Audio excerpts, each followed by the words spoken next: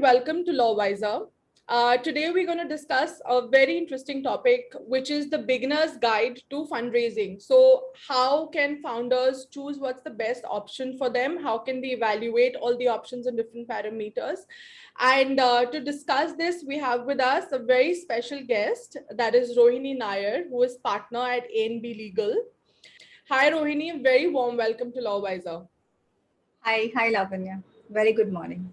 Good morning, and I'm so glad we're finally making this happen after a lot of coordination. So very happy to have you on the platform. Your experience and your perspective on this topic is going to be really helpful. I'm aware that ANB also has a startup cell, through which you do advise and a lot of startups. And I guess when we met last, you mentioned in your personal capacity as well, you have mentored a lot of startups. Obviously funding is one of the best ways to fuel growth of any startups. But before, setting out to seek third party funding, like how should founders prepare themselves, to be funding ready? Right. So, let me start off by saying that, in my experience, and generally also if you look around, transactions unfortunately fail at the due diligence stage. And that happens because the founders are not really, have not really done their homework, have not done their health check in terms of if the company's operations are in order. They're all very into developing the product, doing business. But what sort of gets sort of left back behind is the compliances, the legal, the tax, the accounting aspects, which is again one of the very key factors that an investor would look into. Therefore, it Right. is very important that before you hit the road to seek funding, it's important for you to do a health check, do a homework, get all your compliances in order. As simple as probably a memorandum. When it's very funny that I've seen founders set up incorporate companies and they've not even really had the chance to look at their memorandum of association. Section 4 of the Companies Act, for instance, says one of the things it says is that your business has to be in line with the objects which you have set out in the memorandum. More often, what the founders are doing business and what the memorandum says is not in tandem. And that's ultra virus.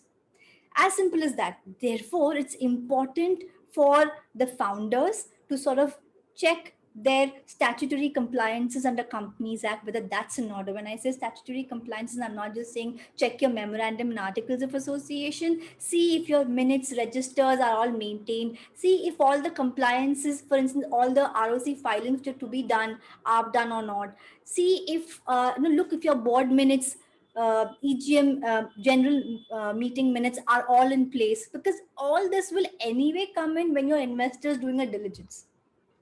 Apart from that, I have seen that these guys get into contracts, they execute agreements back, left, right, and center, and there are no signature pages because they never really asked for it from the vendor or the customer. Now when we do a diligence from an investor perspective, we're looking for those signature pages and we say, okay, fine, it's unsigned.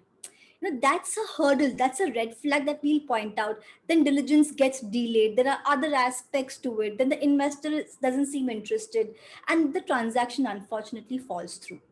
IPR, the intellectual property rights, are they in place? Have you made requisite applications? Even if you've not made applications to register your trademark, at least have you taken enough and more measures to protect the IP of the company, by way of employment contracts, by covering it in one document or the other. All that is really important. So what I'm trying to say is, before you hit the road, before you are out there to seek funding, create a virtual data room, because today, see, everything is all virtual. If you're an asset light company, everything is virtual. Create a virtual data room from day one. Put all the documents into that particular drive. Keep it ready for the investor and their counsel to do a diligence. Inspect those documents. That makes their job simpler, and also it helps closing the transaction faster. This is only legal aspect I'm talking about. Apart from that, there is tax or TDS bhara hai ki nahi. Your returns are filed or not on time. The GST returns are filed on time or not. All that really makes a difference. So compile all of that, put it in a drive. In fact, they will obviously have a CA CS on board, because that's something which is mandatory to have. Right. You can actually get them to put all those documents into the drive from day one. So that Yeah. makes it easier. So that's like a lot of things you have mentioned. So do you? I'm just asking, is there sort of a ready resource, like some sort of a checklist that either you guys provide or any other resources that founders can refer to, just to sort of, like you said, exactly, to be able to do a health check? Like a lot of them may not really have lawyers, to advise them, especially if it's a very early stage startup. Are there any kind of resources that they can refer to? So I would not be, see, there's no standard list as such. What Okay. happens is whatever filings, whatever compliance that a CS is anyway supposed to do, and a CA is supposed to do, they can just compile all of it and put it in the drive. And as far as, Yeah, yeah, and it's much better if you do it from the beginning than yes, sort that's of then see, all of this, the founders tend to sort of ignore, because that involves cost. You know, yes, so it's well said that it's you can't climb the ladder of success if you keep your hands in the pocket. So it's a cost involved, but I think in the longer run, if you see, it saves a lot of time, effort of everybody, and that's something which is important to keep in mind. right. Okay, I'm making mental notes. Okay, so I'm going to go on to the next question. Now, at this point, like you said, a lot of transactions fall through at this point. So, what are some of the critical compliances to be ensured by the startup founders prior to actually going into the funding round? So, like I said, like, we've covered a bit of that in the beginning, but is there anything else that that you would want to speak about in this regard? Right. So once the investors are identified and you sort of had a written commitment from the investors, and now it's like set the ball rolling to sort of close the transaction. A couple of things prior would be that you sort of check your authorized share capital, whether it's good enough to accommodate the new issuance of shares, because when you're looking at taking investments from the investor, you're looking at issuing new shares, right? Now, so you have to have enough in your authorized share capital pool in order to issue that. So then increase your authorized share capital. Thereafter, if there's a diligence done, then there may be some CPs, conditions precedent, conditions that certain things that the investor expects you to complete before they actually put in the money. As simple as that. Those are conditions precedent. And that will anyway form part of the investment document. So you will be made well aware of what are those conditions that they expect you to fulfill. Start working on those. Don't wait for the execution of transaction documents to happen and then start, because you're wasting a lot of time. All this can happen simultaneously. You can work on those, complete one by one, create a virtual data room, upload all the relevant documents supporting everything into the drive as and when it's completed. And in terms of Companies Act, you have to call for a board meeting. So roll out the notice, agenda, call for the board meeting, pass the board resolutions, not just for this transaction, but to sort of authorize somebody to execute the transaction documents, roll out the private placement offer letter. So when I talk about raising funds through investors, any third party, it involves issuance of shares through private placement under the Companies Act. So complete all the formalities which are there under the Companies Act, which involves calling for a board meeting, and thereafter shareholders meeting, do the MGT 14 filing which is to be done. Offer letters need to go out to each and every investor, and ensure that you get the application form signed by them. Open a separate bank account. It's always it's a usual mistake I've seen. You tend to take the money from the investors into your operational account. You can't do that. Under Companies Act, you need to open a separate bank account where you can take the investor money. And once the monies are wired from the investors into this account, then you have to call for another board meeting to sort of authorize and approve the issuance and allotment of new shares to the investors. Once Okay. class 3 filing is done is when you can move this money from the separate escrow account To to your the operational. operational account, and then you can use the money. From this account you can't use the money unless the shares have been issued, you know. Okay. And Okay. thereafter issue actually give the share certificates to the investors. This is a process which is there under Companies Act. And Okay. let me tell you, if you were to skip any one of the compliance today, you won't realize, but under Companies Act the penalties are huge now. And thereafter you'll have to go into compounding, which are quite expensive and time consuming as well. Of Yeah. course, if you have any foreign investors, then you have to also comply with the RBI filings, the FCGPR filings. They take a longer What duration. is FCGPR? The FCGPR filing. No, no. What is FCGPR? So there's FCGPR, there's FCTRS. If you were to issue new shares, that's a Yeah. form called FCGPR, which is to be. Okay. Okay. Okay. So it's a Okay. form which needs to be filed. But and of course, in all of this, before all of this, you start, you get a valuation report signed, from a registered Okay. valuer. So Okay. not just the basic compliance to be done every time that you raise funds from any Okay. third party. That's a lot. That's I, a lot I, of things to be done. exactly what I do is that Yeah. when I work with startup founders, Yeah. I ensure that I involve them in all the process, and I ask them to read through the documents. That no, see, I can take a look at it and finish it, but I believe that they also need to be aware of the process. Sure. Yeah. That Absolutely. self-awareness is important so that they are also vigilant of what's happening. Correct. You can't leave everything to the professionals to take care of. I mean, we are there, and we know what we're doing. But I Right. think the founders need to take a little bit of initiative to sort of understand what's happening. Right. But when they reach the Series A, Series B round, I think they're also well aware of what should happen, how things work. No, and then you feel much more confident yourself as well, which is really important. Yeah, You have answers to sometimes a lot of questions that your own team asks, or even your investors ask, and for everything you can't be going back to your advisor. So I think it's very important to understand the process as well. Let's say a founder has worked on all of these things, and hopefully has got all the compliances right now.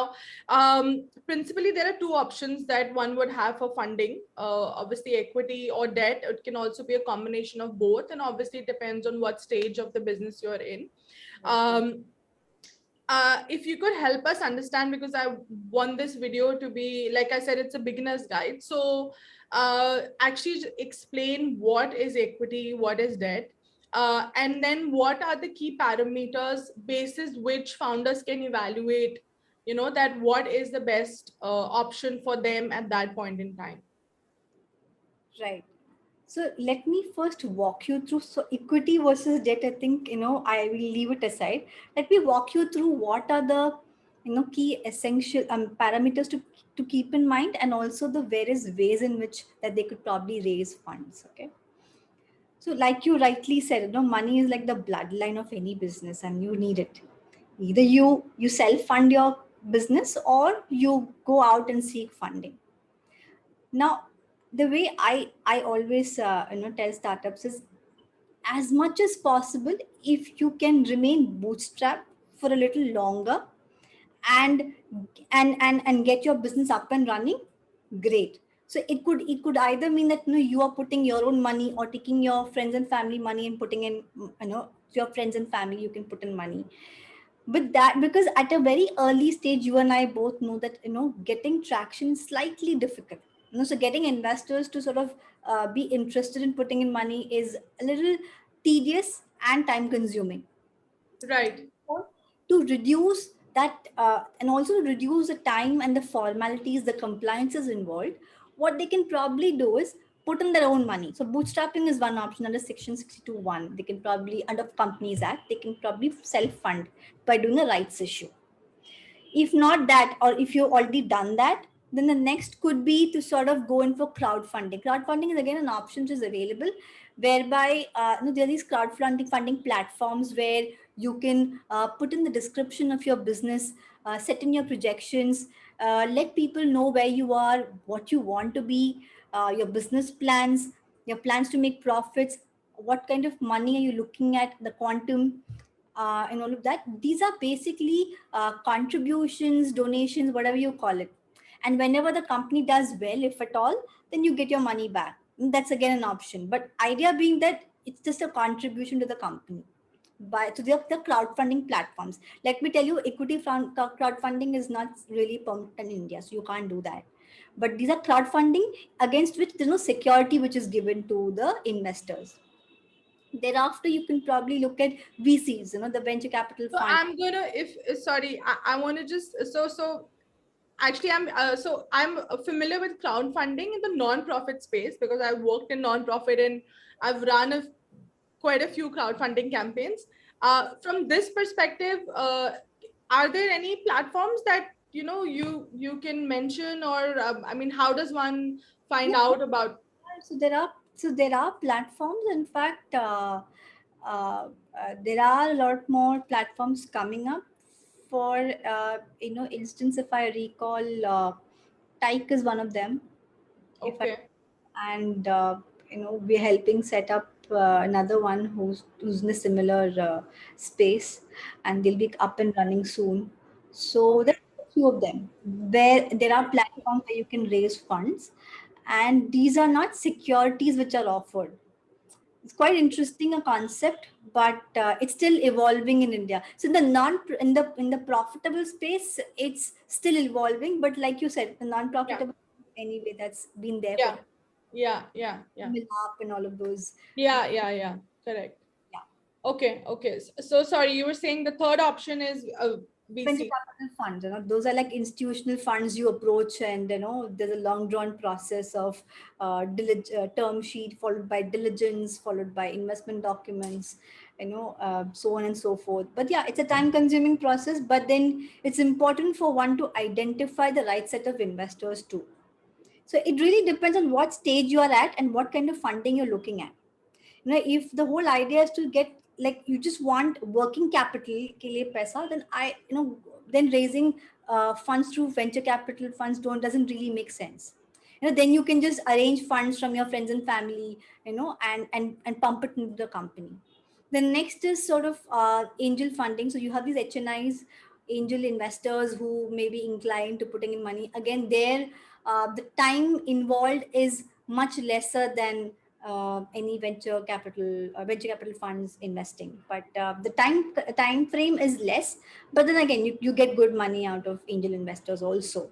Then is, if at all, there are startups who are into technology building, are innovative solutions that they're coming up with, then you can look at governments which come up with grants. In fact, there is the central government which has come up with Mudra, and there are various state governments like Maharashtra, Rajasthan, Kerala, if I recall.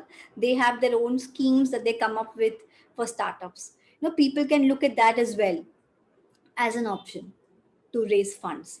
But these are the basic broad heads Yeah, within the which broad categories. Yeah, yeah, startups could probably look at funding. But crowdfunding is something which is the least of the options. But the usual ones are obviously bootstrap, friends and family, angel investors, VC funds, yeah, and grants. If at all you fall within that criteria, then yes.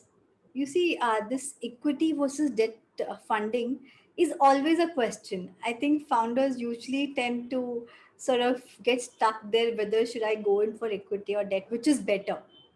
Now, there is no one way, one answer to it, honestly. It's like, chalk and cheese. Each has its own pros and cons. It yeah, depends on where you are at that moment and for what do you need that funding. That I think these are the two parameters, basis which you can decide as to what do you want to go in for. And of course, there are a couple of others. I'll walk you through that. yeah, It, uh, See, debt is. what is debt? Debt is basically you take money, you are taking money from me with a commitment that you're going to pay it back to me with interest, with or without interest. But the idea, the underlying intent is that you have to pay it back to me.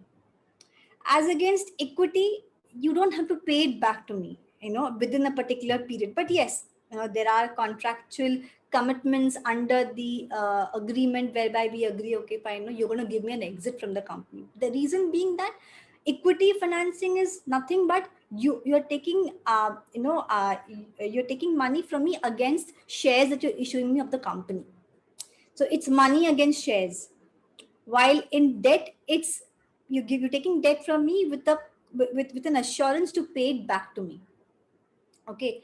Second is that the thing which is which sort of bothers and concerns the founder, which is a very well taken concern, is about dilution.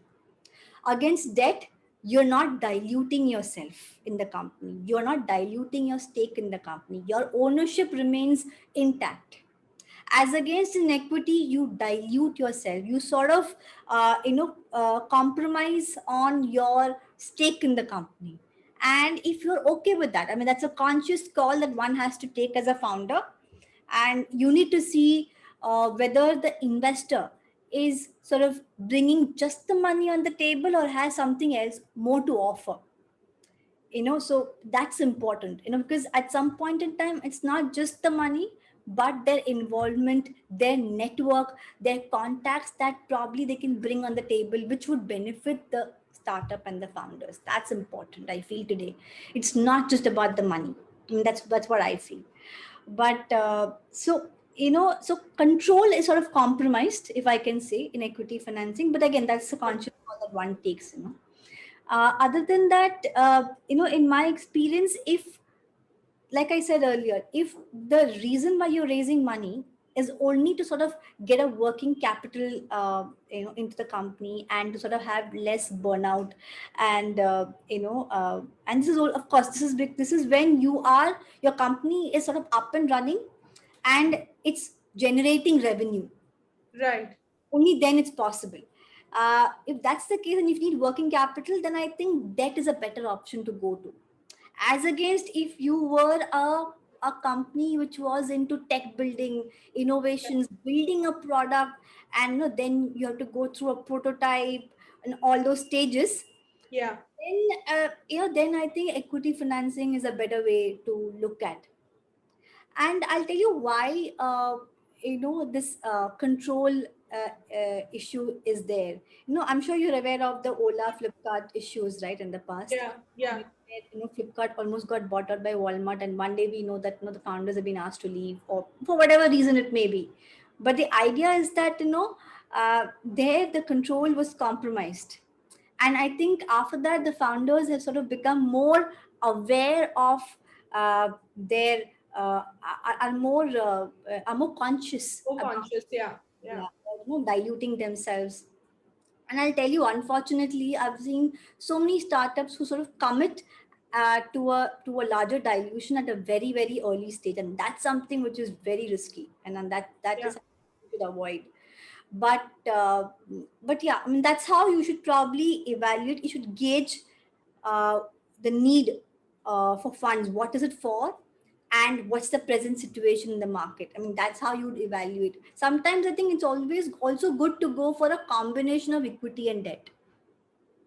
Now, when I say equity and debt, I'm talking about a straight up equity dilution where you issue equity shares, or Yeah. probably a preference shares, where compulsorily convertible preference shares, or a CCD, a compulsorily convertible debentures. Ventures. Yeah. That again is an equity instrument. In a debt, you would see NCDs, now non-convertible debentures. Now that involves the secured debts. So you have to give collaterals. Yeah. You would anyway go take a bank loan. And sometimes you have to give personal guarantees also. So, so that's how you would evaluate as to which is a better way to go for, depending on where you are and what you need the funds for.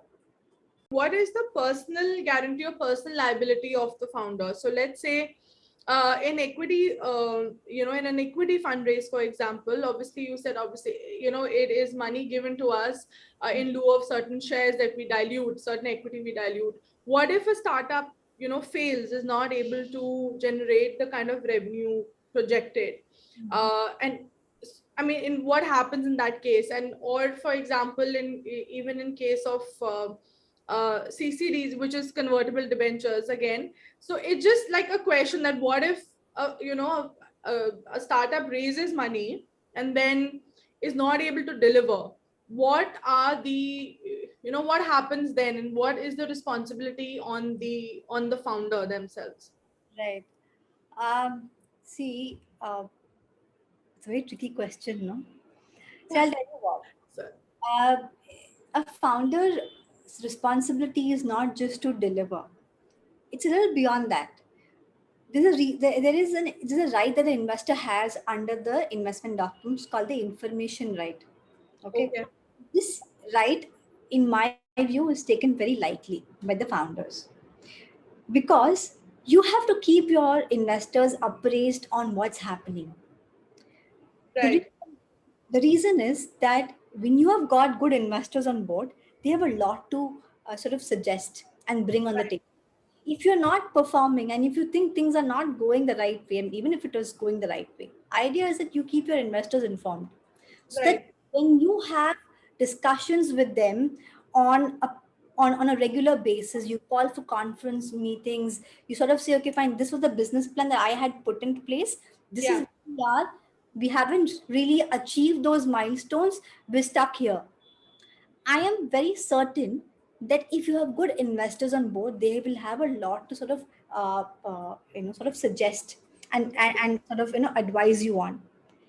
The reason why I'm saying that is because if 2 years down the line, if you've not been really faring well, and one fine day you come up and say, you know what, suddenly, I yeah, didn't do it, it comes as a surprise, as a shock to the investors.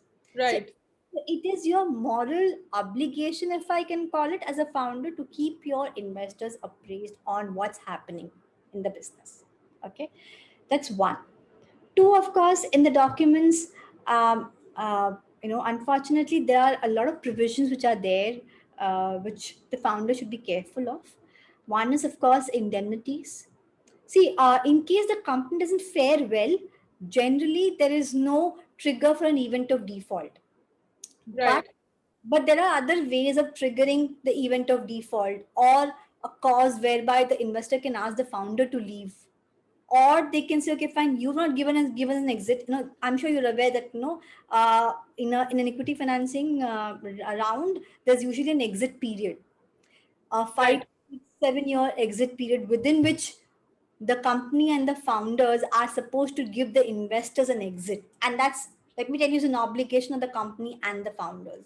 And if they're unable to give for whatever reason, then the investor can trigger their the drag along right, get a third party buyer to sort of buy out the entire company, because they think the company is not doing that well and they found right, somebody else who could probably work it out better. They sort of ask the founders to leave and get somebody else on board to sort of carry out the operation, but that's very harsh. yeah, I don't think you should go there. I think what the founders need to be mindful of is to sort of make it work and keep your investors engaged and involved. I think that is something which could help yeah, uh, the investor not really take an adverse step against the company and the founder. Because, see, I always tell my startup founders that the investors are not invested to run the company. They're not interested. right, They're not up there to, be a part of the management, take operational decisions. No, they're not. They're not there to do that. You are the person who can do it better, and that's what they're investing on. right, For it, instead of thinking what could be that they could do against the company and the founder, I think what the founders need to understand is what they can do to avoid that situation. But contractually, yes, there are indemnity obligations. There are clauses, provisions in the contract whereby the founders can, the investors can ask the founder to leave in case there is fraud, misconduct, gross negligence. Sometimes we also have milestone based obligations. right, I think that's something which the founder should be mindful of and not really agree to, because that's not really healthy for the founders, because you don't know what the markets are going to look like tomorrow. Yeah, yeah, yeah. You should not agree to a milestone based obligation, uh, and yeah, so that's where we are. Yeah, so basically it's the fine print needs to be That's read and really evaluated before actually. that Yeah, involves you having a bargaining power. See, if you really need a money, you try and close the deal as soon as possible. So I think that's and so when I mentor startups, I tell them, if you're looking for money like 6 months down the line, then you should start your start. process. Yeah, yeah, You yeah. can't do it one month before, because you don't know whether the investors that you are probably targeting have the money at that point in time to invest. What if they have sort of exhausted their Yeah, fund limit, or correct, if HNI investors have already invested somewhere else, then what do? correct. You are in lurch. So try and do your homework. 6 months, start your process of looking at investors, getting a business plan, pitch deck in place. Right, right. Awesome. That was really helpful, Rohini. Thank you so much for your time. And I'm sure that this conversation is going to help a lot of not just founders but their founding teams in general. Take the right decision on how to grow. Through fundraising or organically, if that's what is required. So thank you again. It was great having you on LawWiser, and hope to see you back with us really soon. Yes. Thank you, Lavanya. Thank you very much. Thank Take you. care.